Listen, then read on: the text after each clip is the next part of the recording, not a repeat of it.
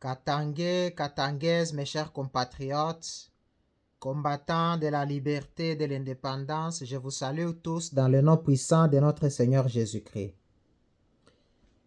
Nous savons que depuis un certain temps, nous entendons les bruits des bottes, des révolutionnaires katangais qui avancent à grands pas. Nous leur rendons hommage puisqu'ils sont dans le bon. Ils ont le droit et le devoir patriotique de libérer le Katanga. Et ils le font au nom de l'article 64. Et c'est la raison pour laquelle nous demanderons aux Katangais de prier pour ces braves gens. Nous demanderons aussi aux Katangais de leur donner de la nourriture, de l'eau et tout ce dont ils ont besoin pour qu'ils avancent très vite afin de libérer le Katanga.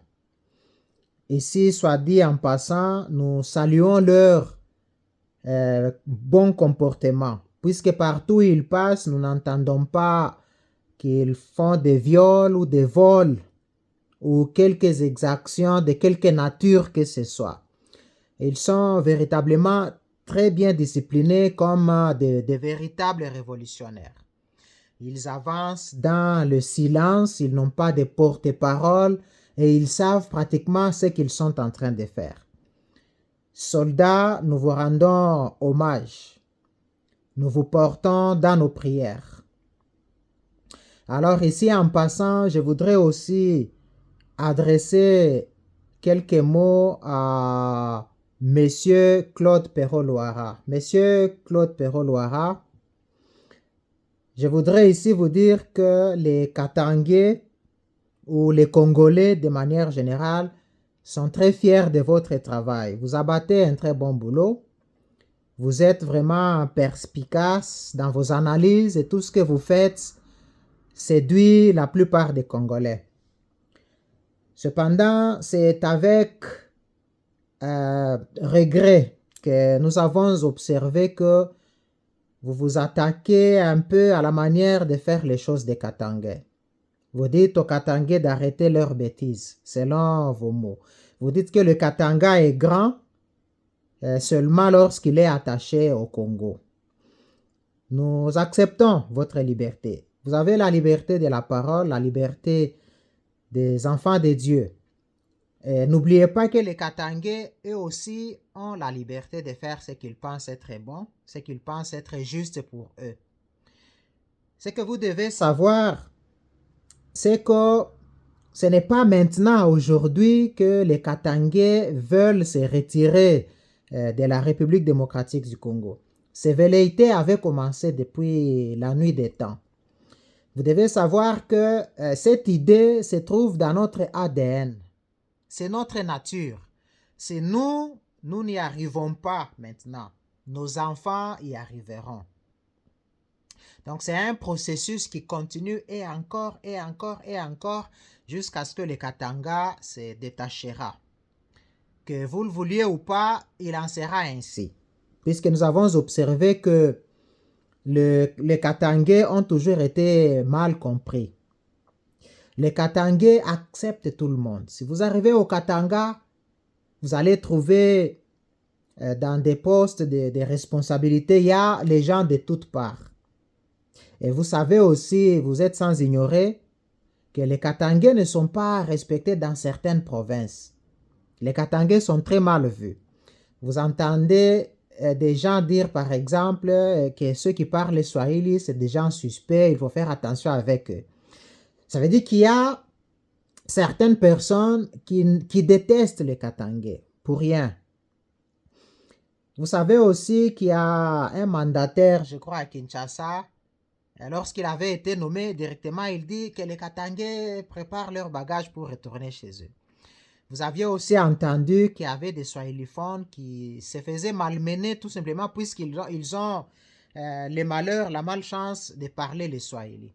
Ça dit que les Swahiliphones, de façon générale, et nous les Katangais en particulier, nous n'avons jamais été d'accord de rester attachés au Congo.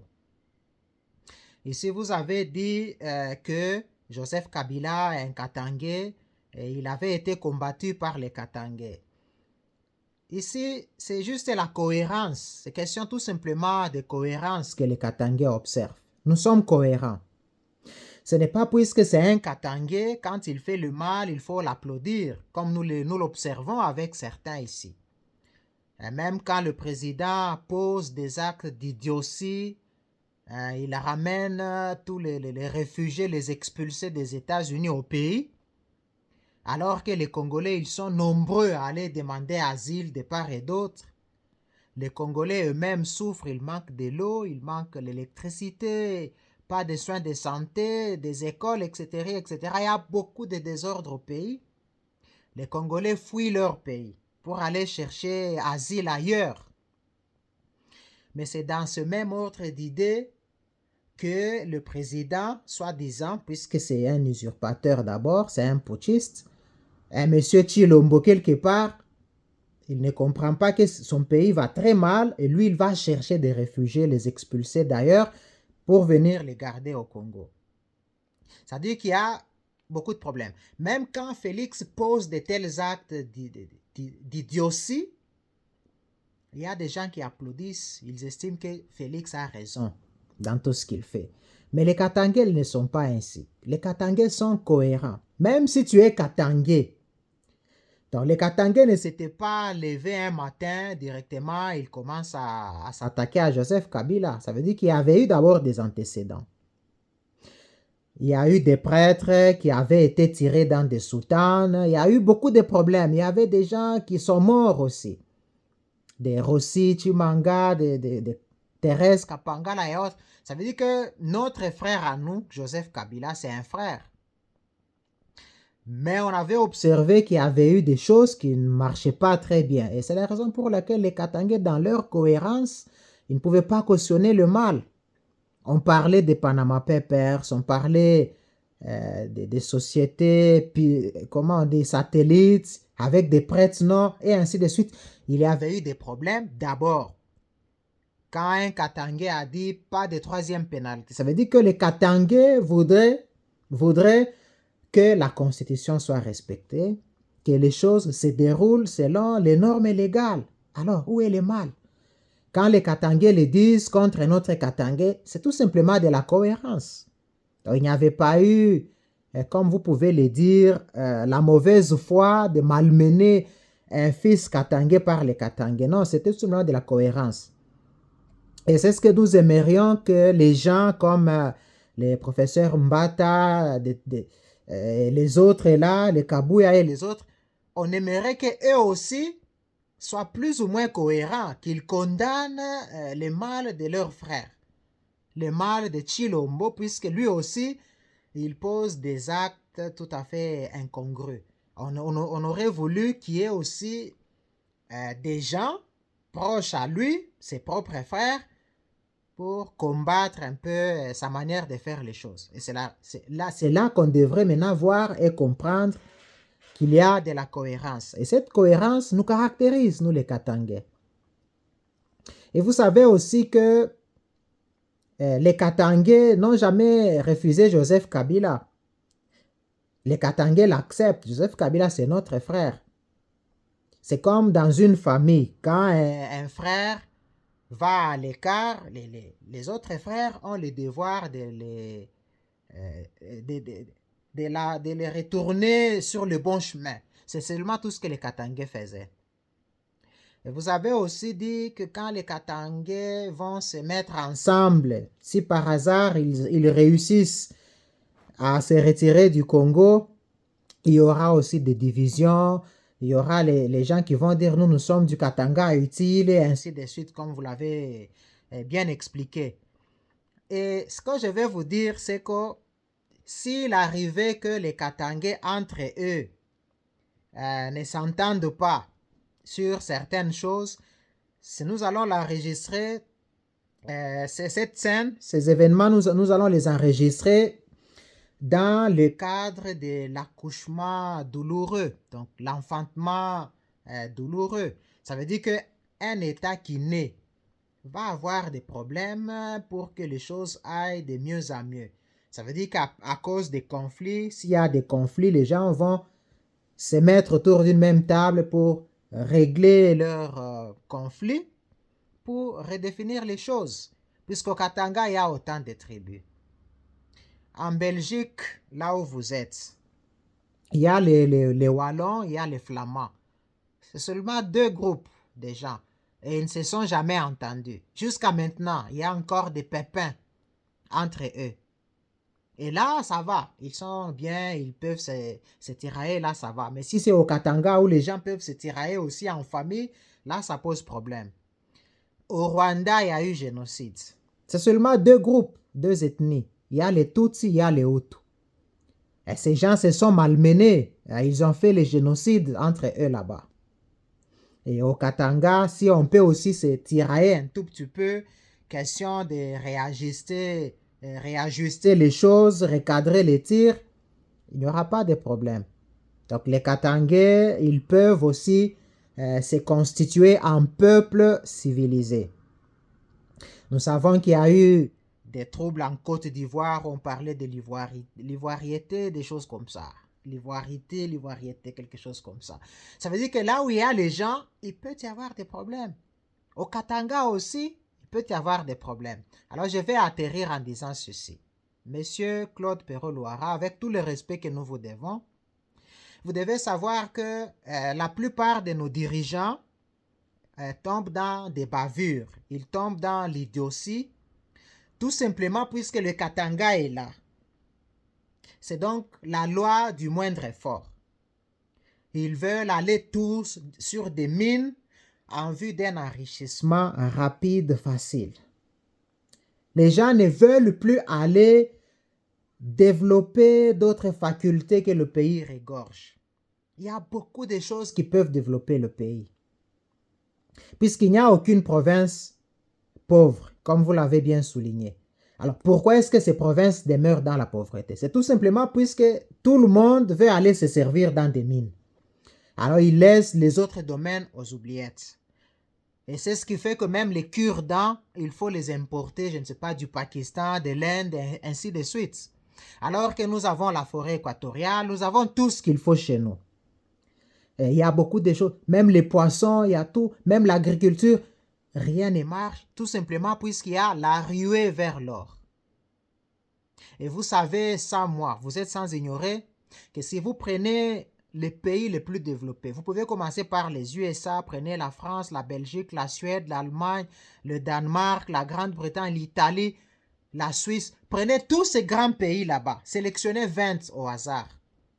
Alors, faites la sommation des salaires des chefs d'État ou les chefs de gouvernement de ces 20 pays là-bas, vous verrez que tous ensemble, ils ont un salaire, leur salaire à eux tous est vraiment un salaire très inférieur par rapport au salaire que Félix Tshisekedi touche. J'avais déjà fait cette expérience. J'avais déjà fait dans l'une de mes vidéos cette démonstration. Ça veut dire que Tshisekedi, il est le mieux payé plus que tous les présidents sensés, les présidents utiles, les présidents qui développent leur pays. Ils touchent entre eux, tous ensemble, ils touchent moins que lui seul, Tshisekedi. Et vous savez aussi que dans ce monde, selon ce que j'ai lu sur Google, il y a 195 pays au total dans le monde. Et notre pays, la République démocratique du Congo, se trouve parmi les pays les plus pauvres, si pas les plus pauvres de tous les pays. Avec un président le plus riche ou le mieux payé de tous les présidents. Avec la population la plus pauvre de tous les pays, de toutes les populations du monde. Ça veut dire qu'il y a un écart. Et ce n'est pas seulement Félix qui a assez de moyens, puisque autour de lui, il y a une certaine ceinture de sécurité. Un certain disque dur, c'est comment on les appelle? Les caciques à lui. Ça veut dire que Félix, ensemble avec sa famille, sa maman, sa femme, ses enfants, ses frères et sœurs, son entourage, ils s'enrichissent dans les mines au Katanga. Ils vont s'enrichir tout en oubliant la majorité de la population, tout en oubliant même l'armée, puisque Félix s'est fait garder par des mercenaires. Ça veut dire que Félix commet beaucoup de bavures, tout simplement puisque les mines sont là. Et ces bavures n'ont pas commencé seulement avec Félix Tshisekedi. À l'époque de Mobutu, c'était la même chose. À l'époque de Musée, un peu, il y avait un peu, hein, ça s'est passé un peu différemment. À l'époque de Joseph Kabila, c'était la même chose, mais à l'époque de Félix, c'est la même chose. Tout le monde regarde les mines. Alors, que nous ne puissions pas avoir peur. Parfois, il faut des décisions très graves, opérer une forme de révolution copernicienne dans les domaines de la politique. Essayer de briser les interdits, essayer de détacher le Katanga, et vous allez voir que les autres qui viendront, ils vont devenir sages, ils vont devenir philosophes, ils vont réfléchir avant de poser des actes. Ils vont aller développer les Kwilu, ils vont aller développer beaucoup d'autres provinces, tout simplement puisque les mines seront à l'écart. Puisque nous, les Katangais valeureux, nous estimons que ce n'est pas à cause de nos mines que nous voulons nous retirer. Loin de là. Nous voulons nous retirer pour que les choses se passent un peu différemment. Puisque comment expliquer que depuis 1960, depuis l'accession de la République démocratique du Congo à l'indépendance, le pays tourne toujours en rond comme un serpent qui se mord la queue. On tourne toujours en rond. Le pays ne s'est jamais développé. Le pays se sous-développe. On part en reculant. Alors, avec ça, il faudrait changer de tactique. Puisque rien ne nous garantit que celui qui viendra après Félix, lui, il sera meilleur que Kasavubu, Mobutu, Musée, Joseph Kabila, Félix. Lui, il va par un coup de baguette magique, automatiquement, il va développer le pays. Non. Nous sommes devenus sceptiques. Et nous ne sommes pas amnésiques. Nous n'oublions pas tous les mal qu'on fait à ce pays-là. Et beaucoup de ceux qui font le mal à ce pays-là, ils vont se servir dans les mines du Katanga. Voilà ce que je pensais vous dire, Monsieur Perrault-Louara, Claude Perrault-Louara. Ne vous en faites pas, n'ayez pas peur. Les Katangais, ils sont bons, ils sont cohérents, tout simplement. Ils ne veulent pas du mal à qui que ce soit. Si les Katangais veulent se retirer, ce n'est pas puisqu'ils se sont mal réveillés, ils ont fait des cauchemars et tout de suite ils prennent des décisions. Non. C'est puisque trop c'est trop. Il y a trop de bavures. Nous ne voulons pas tout vous dire ici. Si vous allez au Katanga, vos caméras peuvent vous renseigner. Que même les chefs du marché, ça devient maintenant des gens d'autres provinces. Ça veut dire toutes les responsabilités sont attribuées aux gens d'autre part. Et avec ça, vous voyez que les Katangais ne peuvent pas observer et dire amen à tout. Donc les Katangais, ils ont dans l'ADN l'idée de leur indépendance. Et pour que vous soyez d'accord avec ce que je vous dis, faites la campagne, posez des questions aux Katangais. Tout le monde, de manière unanime, vous dira tout simplement que nous sommes prêts pour l'indépendance du Katanga. Si on passe au référendum aujourd'hui, on passe au vote, vous verrez que les Katangais vont voter à 99,99% pour l'indépendance du Katanga. Et pour finir, je dis ici aux révolutionnaires katangais d'avancer dans la discipline.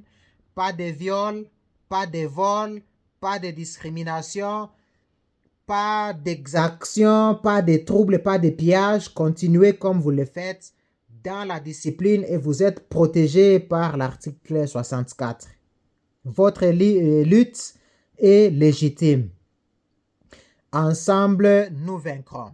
Que Dieu bénisse le Katanga. Que Dieu bénisse les Katangais et les Katangaises. Je vous remercie.